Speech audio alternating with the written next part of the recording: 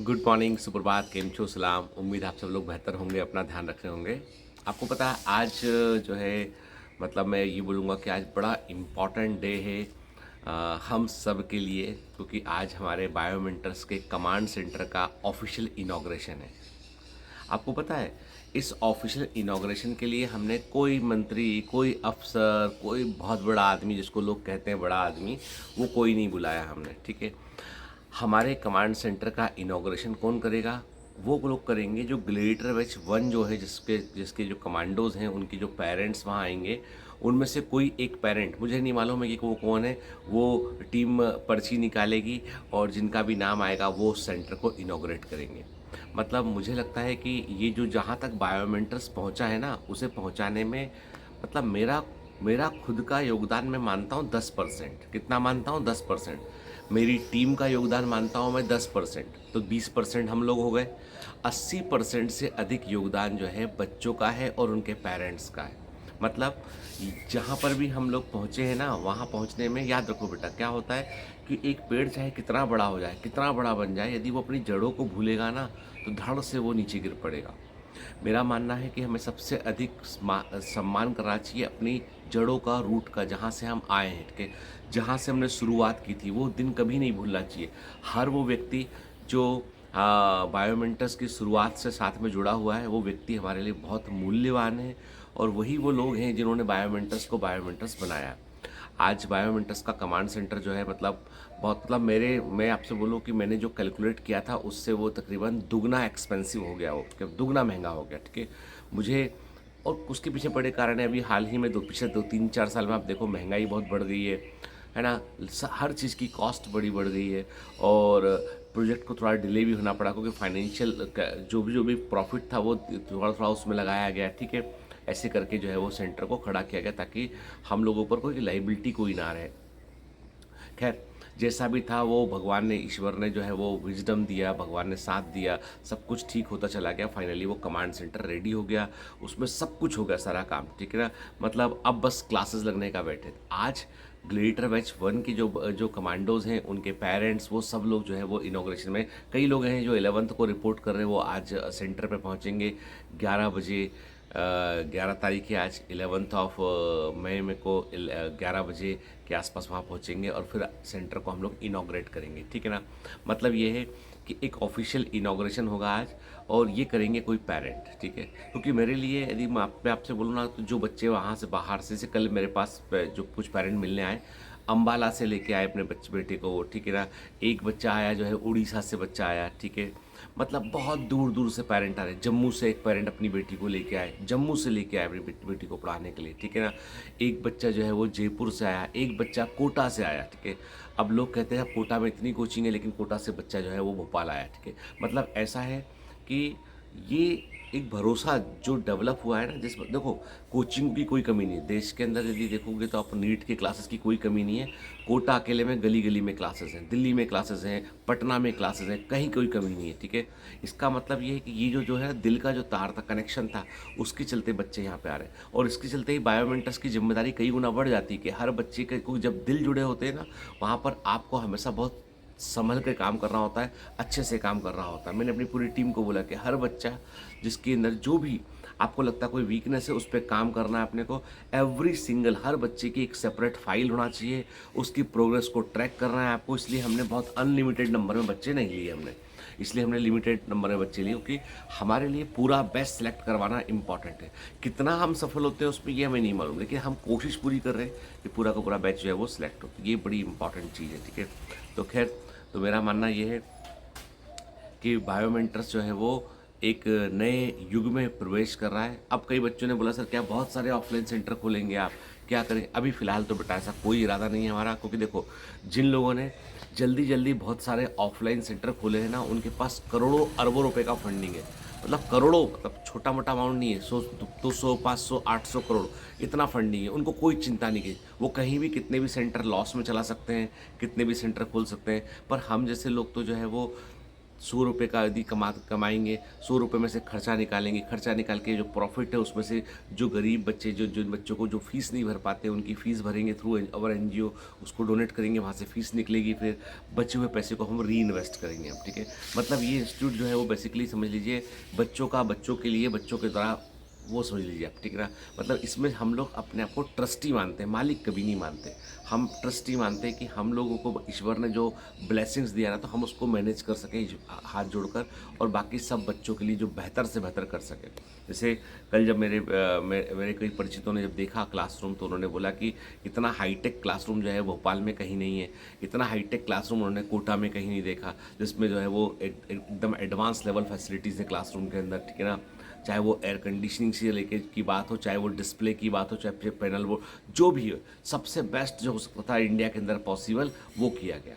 क्यों? क्योंकि मेरे कमांडोज आ रहे हैं, और इन कमांडोज को जो है वो, चाहे इनका यूनिफॉर्म हो, यूनिफॉर्म में इनका जो है वो रिसीव होने वाला है। मतलब चूँकि ये जो बायोमेंटस का जो कमांडो यूनिफॉर्म है वो हर कोई टी शर्ट वाला बना नहीं पा रहा था, तो लुधियाना में एक कंपनी है, उस कंपनी से जो है हम लोगों ने जो है वो कंपनी एडिडास के लिए, रिवॉक के लिए और दूसरे बड़े ब्रांड के लिए टी शर्ट बनाती है। हमने उस कंपनी से बात किया और उस कंपनी ने कहा ठीक है सर, हम आपको कस्टमाइज़ कर देते हैं। तो बायोमेंटस का जो यूनिफॉर्म है वो लुधियाना से बन के आ रहा है, बायोमेंटस का जो स्टडी मटेरियल है वो नोएडा से आ रहा है, ठीक है।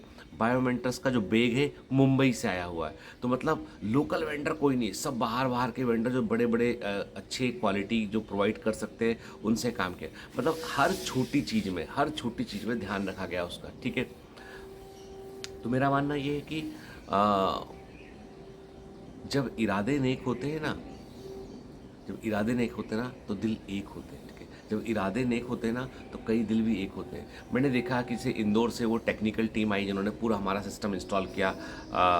तो उन्होंने जब पहले, वो क्या होता है ना कि कोई भी काम कराते हो तो आदमी बोलता है पहले कि भाई हमको इतना % एडवांस दो, ये दो, वो दो टाइप से, तो काम पे हम आएंगे। इंदौर की उस टीम ने हम लोगों को देखा, हमारे वीडियोस को देखा, उन्होंने बायोमेंटर्स के 2-4 वीडियो देखे और उनको लेके लगा कि ये लोग तो बहुत ही जेन्यून काम कर रहे हैं, बच्चों के लिए काम कर रहे हैं। तो पता है आपको, लाखों रुपये का सिस्टम उन्होंने इंस्टॉल किया बगैर ₹1 एडवांस लिए, ठीक है। और फिर उसके बाद बिल भेजा उन्होंने कहा सर जैसे आपको देखना आप कर देना पे हमारे बिल को, ठीक है ना। लेकिन वही मैं कहता हूँ आपसे कि दुनिया में क्या होता है कि जो अच्छी वाइब्स जो होती है ना, गुड वाइब्स, वो हमेशा काम करती है, तो मेरा मानना है वही है बेटा कि, और अब कई बच्चे बोलते हैं सर, फिर वही वाली क्वेश्चन आता है सर आप इतना ऑफलाइन सेंटर के बारे में बोल रहे हैं तो क्या आप ऑनलाइन को भूल जाएंगे। मैंने कहा ना, जो जड़ों को भूलते हैं वो ख़त्म हो जाते हैं। जो जड़ों को भूलते हैं, आप कितना ही बड़ा वृक्ष यदि जड़ें खोदना शुरू कर दो वो सूख जाएगा, ख़त्म हो जाएगा, तो वो हम नहीं कर सकते। तो हमारा टारगेट बैच आज भी हमारी प्रायोरिटी है। मतलब ये समझ लीजिए फर्स्ट हाफ, हर फैकल्टी का पहला हाफ लंच के पहले तक का पूरा सिस्टम जो है वो, जो मेन फैकल्टी उनका वो ऑफलाइन के लिए है और लंच के बाद वो ऑनलाइन के लिए। तो सारी रिकॉर्डिंग्स, फ्रेश सब कुछ है ना, सारा कंटेंट ऑनलाइन का एज इट इज चलेगा। तो मतलब आप दिमाग में कोई डाउट मत रखिए, 2 बजे के पहले तक ऑफलाइन में पूरा काम चल रहा है, 2 बजे के बाद तक फिर ऑनलाइन का पूरा काम चल रहा है। सारे मेन फैकल्टी, चाहे संजय सर हों, चाहे चिन्मय सर हों, चाहे अमर सर हों, जावेद सर हों, मैं हूँ, आशीष मैडम, सब लोग जो है फिर उसके लिए काम कर रहे हैं ऑनलाइन पे, ठीक है। अभी केमिस्ट्री में एक नए सर भी जुड़े हैं और वो सर से मैं आपको मिलाऊंगा, बहुत ज़बरदस्त टीचर है। मतलब आप देखोगे ना, एक आध क्लास अटेंड करके देखोगे तो आपको समझ में आएगा बट के। तो एक आध में क्लास उनकी जो है वो रिकॉर्ड करवा के डलवाता हूँ आपको कि उसको कि आप देखो, है ना। मतलब अभी रिवील नहीं करूँगा नाम उनका, क्योंकि आजकल आपको पता ना कि आसमान में बहुत सारे चील उड़ रहे होते हैं, ठीक है, तो उठा ले जाएंगे। तो अभी खेलने का मतलब ये है कि कोशिश पूरी है हमारी कि हम लोग आपके लिए सबसे बेहतर जो हो सकता है, इंडिया का जो बेस्ट हो सकता है वो हम प्रोवाइड करें कम से कम कॉस्ट में। कई बच्चों ने कहा सर ऑफलाइन की फ़ीस बहुत ज़्यादा है, तो देखो बेटा ऑफलाइन में बहुत सारे ओवरहेड एक्सपेंस होते हैं। तो यदि फ़ीस कोई बहुत कम करके आपको अंदर बुला लेगा ना, तो उसका मतलब ये है कि वो फिर आपके साथ क्वालिटी में कंप्रोमाइज़ करेगा, क्योंकि आपको फैकल्टी की सैलरी से लेके, फैकल्टी के जो कॉम्पेंसेशन से लेके बहुत सारे खर्चे होते हैं, चाहे वो एसी का खर्चा हो, जो कोई खर्चा हो, बहुत सारे खर्चे होते हैं ऑफलाइन में। तो एक लेवल से कम फीस कर नहीं सकते। लेकिन तब भी मैंने कहा ना आपसे कि मतलब जेन्युइन कोई बहुत अच्छा आपके बहुत मेरिटोरियस बच्चे हैं, बहुत आप अच्छा आप कर रहे हैं, तो मतलब चीज़ें कंसिडरेबल है कि आप स्कॉलरशिप टेस्ट दीजिए, उससे स्कॉलरशिप अर्जित कीजिए आप, ठीक है ना। मतलब मैक्सिमम जो है वो 64,000 तक फीस कम हो सकती है स्कॉलरशिप से आपकी, पर पूरी शून्य नहीं हो सकती है, ठीक है ना, क्योंकि बेटा वो मैं अफोर्ड नहीं कर पाऊंगा। मेरे बस में चले ना तो मैं दुनिया के किसी बच्चे को फीस ना भरने दूँ, मेरे बस में चले तो, ठीक है। लेकिन प्रॉब्लम ये है ना कि अपने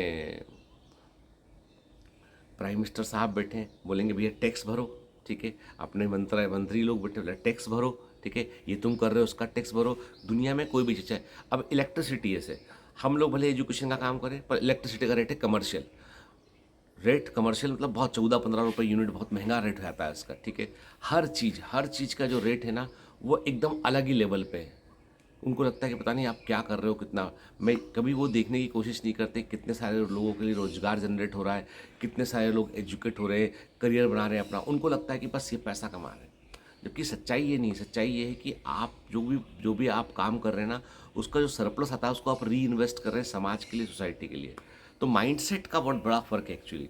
मुझे लगता है सरकार को जो एजुकेशनल इंस्टीट्यूट्स हैं, चाहे वो प्राइवेट हों, चाहे वो सरकारी हों, चाहे कोचिंग क्लासेस हों, चाहे जो है कॉलेजेस हों, उनके लिए गवर्नमेंट को जो है वो रेट वेरी करना चाहिए, specially in electricity and basic facilities जो है उनके लिए, ठीक है? क्योंकि सोचो आप, बिजली को हमारे सेंटर तक लाने के लिए हमको 20 लाख रुपया खर्चा आया, खंभे लगवाने पड़े, ट्रांसफार्मर लगवाना पड़ा, फिर उसकी बड़ी सिक्योरिटी, उसके मतलब बहुत लंबा, उसके मतलब बहुत बड़ा खर्चा हुआ उस सब चीज़ों में। तो मैं मतलब एक एग्जांपल दे रहा हूँ आपको कि ऐसा एक्सपेंस होते हैं चीज़ों में। तो देख के हमको लगता है ना ये नॉर्मल, अरे ठीक है बन गया, नहीं, उसके पीछे होता है कई रातों से। पिछले 1.5 महीने से मैं सोया नहीं हूँ ठीक से, ठीक है। मेरे स्टाफ में एक हेमेंद्र जी हैं, जो मेरे मतलब मैं तो उनको बोलता हूँ हेमेंद्र नहीं, हनुमान बोलता हूँ उनको मैं। वो बंदा जो है सुबह 7 बजे से लेके रात के 2 बजे 3 बजे तक जगते रहे लगातार, दिन भर सेंटर पे, कि ताकि कोई काम ना रुके कहीं पर। रात भर काम चला, दिन भर काम चला सेंटर पे, तब जाके वो इतना जल्दी मतलब जल्दी क्या बोलूँ, मतलब रेडी हो पाया, वो प्रॉपर हो पाया, फिनिश हो पाया वो। अभी भी कुछ छोटे मोटे काम बकाया होंगे जो चलते रहेंगे, क्योंकि बड़ी बिल्डिंग है तो छोटे मोटे काम होते रहते हैं उसमें, ठीक है। तो कई जो लोग हैं उन्होंने बहुत अपना योगदान दिया है। अमर सर ने बहुत मेरा साथ दिया, मतलब अमर सर ने मेरा बहुत साथ दिया है। उन्होंने कदम कदम पर, हर स्टेप पर उन्होंने मेरा साथ दिया है। चाहे देर तक रुकना हो सेंटर पे, चाहे कुछ करना हो, कुछ काम करना हो, तो मतलब उन्होंने जो है बहुत साथ दिया उन्होंने, ठीक है। और चिन्मय सर ने बहुत साथ दिया। तो कई लोग हैं जो जो जो आप सेंटर को अपना सेंटर, खुद का सेंटर मानते हैं, उनके मन में वैसी वाली फीलिंग है। और यही लोग जो है ना, यही लोग ऑर्गेनाइजेशन को आगे लेके जाते हैं। इनको मतलब मैंने कल मेरे एक टीम में, आप जानते हो शिवम सर से मैंने बात की कि बच्चे आ रहे हैं सर, देखना है इनके।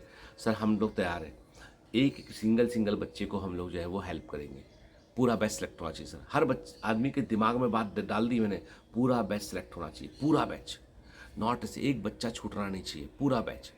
कोशिश करो उसको, मतलब कोशिश करो जहाँ से वो आया वहाँ ना रहे, वो आगे निकल जाए।